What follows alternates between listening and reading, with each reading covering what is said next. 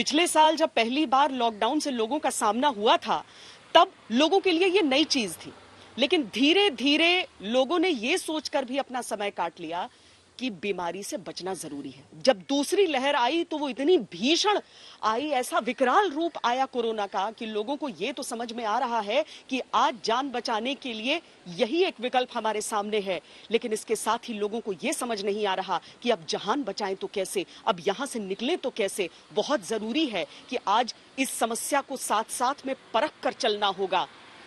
जान के साथ साथ जहान को बचाने की कवायद भी शुरू करनी होगी।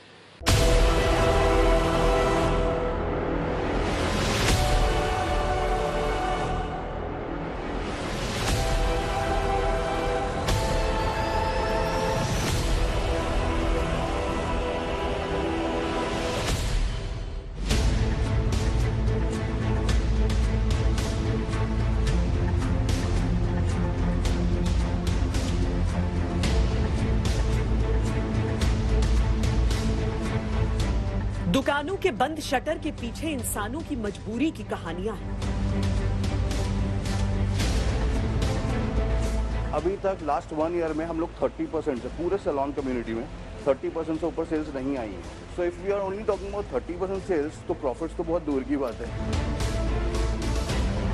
सड़कों के सन्नाटे से किसी की जिंदगी की आवाज गुम हो रही है।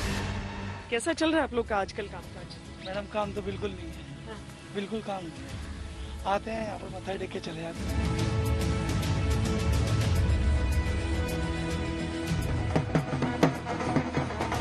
शादियों का केवल जश्न खत्म नहीं हुआ, उन शादियों से कमाकर साल भर खाने वालों की दुनिया उजड़ रही है। कमाई तो हमारी बिल्कुल जीरो हो गई। बच्चों की फीस है, सब कुछ है, इनका खर्चे हैं। इस वक्त बहुत परेशानी से ये साल हमारा गुजरेगा। केवल घूमने फिरने पर अंकुश नहीं है, पर्यटन से जुड़े लोगों के जीवन पर बन आई। ट्रैवल एजेंसी का तो और ज्यादा बुरा हालत है मैम। होटल तो थोड़ा बहुत चला, travel agency almost zero income है।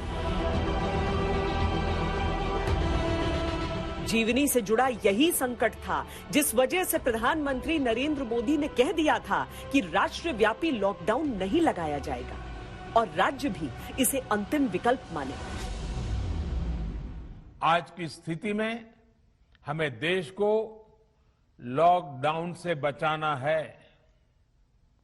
मैं राज्यों से भी अनुरोध करूंगा कि वो लॉकडाउन को अंतिम विकल्प के रूप में ही इस्तेमाल करें। लॉकडाउन से बचने की भरपूर कोशिश करनी है और माइक्रो कंटेनमेंट जोन पर ही ध्यान केंद्रित करना है।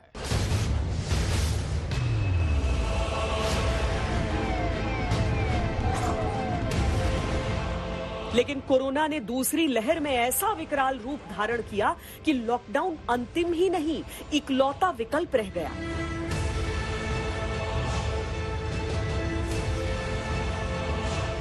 नतीजा ये कि एक तरफ बीमारी जान लेने पर आमादा है, दूसरी तरफ रोजी रोटी का भयंकर संकट। बिलीव मी, हम लोग पीक पे थे और हम नीचे आ गए बिल्कुल।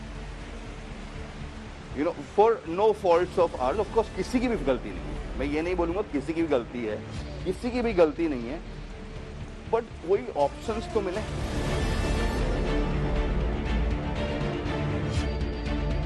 बस 1.5 महीने पहले अंतर्राष्ट्रीय मॉनेटरी फंड ने भारत के आर्थिक विकास के पूर्वानुमान को अपग्रेड किया था और 12.5% पर दुनिया की बड़ी अर्थव्यवस्थाओं में सबसे बेहतर होने का फोरकास्ट किया था।